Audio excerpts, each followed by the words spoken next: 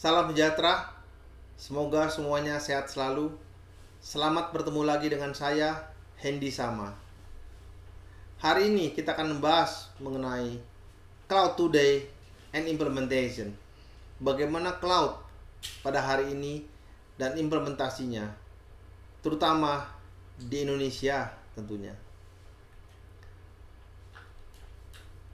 Pasar komputasi awan di Indonesia yang oleh sebagian besar orang disebut sebagai emerging market, ya, di mana pengguna sudah sangat banyak, tetapi mainstreamnya atau kebanyakan masih pengguna yang gratisan seperti Gmail. Banyak orang menggunakan layanan Gmail yang masih free. Kondisi inilah yang membuat nilai rupiah pasar dalam hal menghitung pasar di Indonesia ini agak sulit ditentukan karena kebanyakan gratisan, ya. Baik. Sebenarnya pertumbuhan komputasi awan di Indonesia pada masa mendatang diperkirakan akan sangat tinggi karena kita memperkirakan ada banyak orang Indonesia yang membutuhkan layanan cloud atau komputasi awan, ya. Hal ini juga sejalan dengan munculnya berbagai layanan online seperti Gojek, GrabBike, Traveloka dan lainnya, termasuk pada MS Team, Google Doc dari luar, ya. Kalau di Indonesia layanan web seperti Cloud Hoster dan sebagainya, atau Niaga Hoster, ya. Jadi para pengguna jasa memang harus mengeluarkan uangnya untuk pelayanan online yang dipergunakan dan mereka butuhkan. Pada dasarnya semua sektor membutuhkan layanan cloud, baik korporasi, usaha kecil, menengah, maupun personal. Namun masih saja ada pendapat bahwa layanan cloud dalam negeri belum siap menangkap kesempatan tersebut.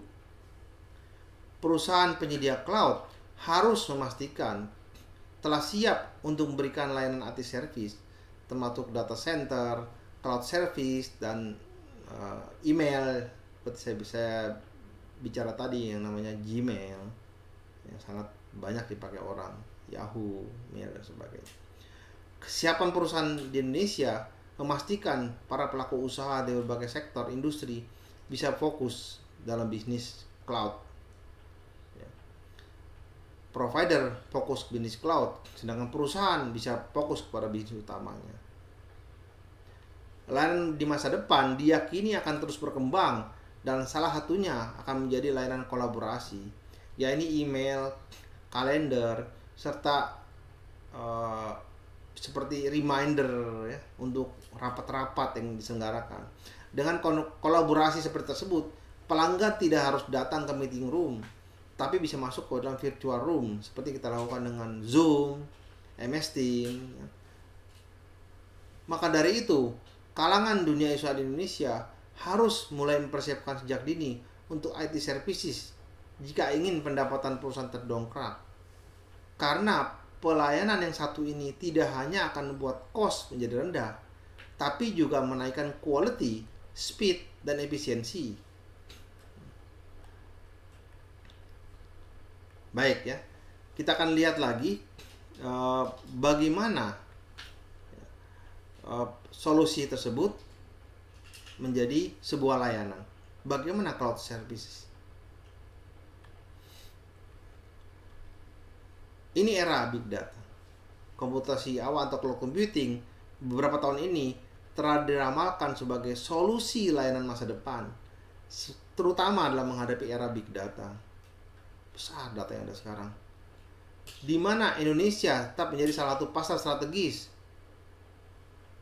Pertumbuhan pasar ponsel pintar yang terus meningkat, digelarnya layanan 4G, serta pertumbuhan sektor usaha yang semakin tergantung terhadap pemasaran dalam jaringan menjadi indikator kuat kehadiran era big data yang sudah di depan mata. Bagaimana kita lihat perkembangannya? Sangat besar. Berdasarkan prediksi dari lembaga riset seperti Frost & Sullivan, mereka mengungkapkan bahwa pasar komputasi awan di Indonesia akan mencapai 120 juta dolar di tahun 2017. Baiklah, kemudian kita lihat bahwa untuk IDC sendiri tahun 2017 meramalkan bahwa Indonesian market akan bernilai 370 juta dolar. Besar sekali. Selanjutnya IBM sebagai periset pasar juga, mereka meramalkan bahwa Indonesian market akan sebesar 12,1 triliun rupiah. Besar sekali pasar ini untuk cloud computing. Kita bayangkan, apalagi di masa sekarang di mana banyak sekali pengguna video conference, semua akan merekam. Jadi bagaimana dengan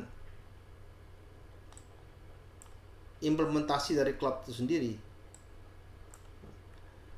Pada dasarnya, semua sektor membutuhkan layanan cloud, baik korporasi, usaha kecil, menengah, maupun personal. Pasar cloud untuk UKM di Indonesia lebih tinggi dari Malaysia, Thailand, dan India. Adapun sektor yang mendorong adopsi cloud computing tersebut berasal dari institusi finansial, restoran, warehouse, pergudangan ya, dan komunikasi, transportasi, wholesale, retail, serta industri kreatif. Lebih dari 90% UKM, itu menurut data dari majalah PC, menyatakan bahwa lebih dari 90% UKM yang menggunakan hosted server juga membeli setidaknya satu server tambahan. Para provider cloud lokal ini menghadapi para pemain asing sebagai pemain besar cloud provider di pasar global, yaitu top global cloud computing provider seperti yang saudara-saudara bisa lihat di sini, yaitu Amazon Web Services, Google Cloud Platform, Windows Azure, dan Rackspace. Jasa Amazon Web Services di Indonesia saat ini digunakan oleh sejumlah perusahaan digital yang bergerak di berbagai bidang, termasuk Anda bisa lihat yang namanya Kompas.com, Tribun News, Blibli, Traveloka, dan sebagainya. Beberapa startup seperti Agate, Nightspace, dan banyak lagi. Beberapa lembaga atau perusahaan Indonesia yang sudah menggunakan Google for Work, ya, antara lain Badan Amil Zakat Nasional, besar ya, besar sekali. Perusahaan teknologi informasi, serta perusahaan tekstil, perusahaan industri, manufaktur, termasuk juga beberapa perguruan tinggi seperti Universitas Internasional Batam yang menggunakan juga solusi ini. Selanjutnya, dengan menggunakan solusi seperti ini, apa keuntungan mereka? Mereka sangat diuntungkan dari sisi tidak perlu membangun infrastruktur yang besar, ya. Seperti halnya UIB yang menggunakan OneDrive sebagai basis cloudnya. Dari sejumlah survei terungkap bahwa manfaat dari implementasi cloud computing bagi perusahaan yang bertujuan tentunya paling besar itu untuk penghematan biaya. Biaya apa?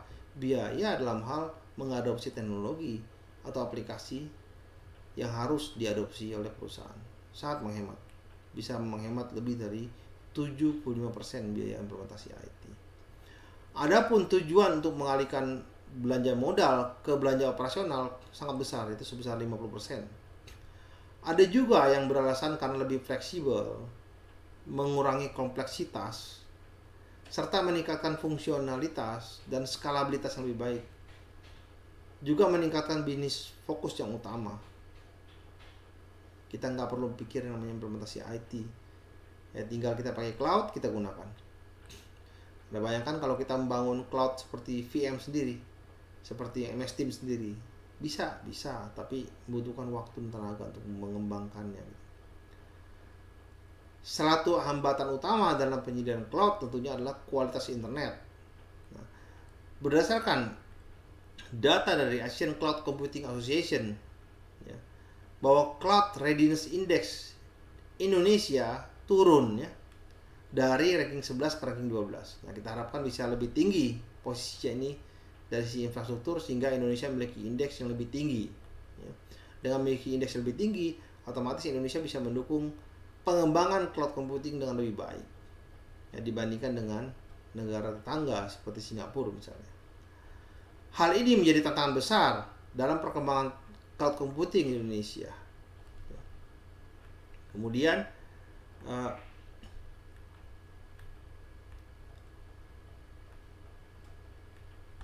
secara summary ya, bahwa cloud computing dapat mengurangi biaya, teknologi readiness, atau bisa dalam hal kesiapan teknologi perusahaan dalam mengadopsi.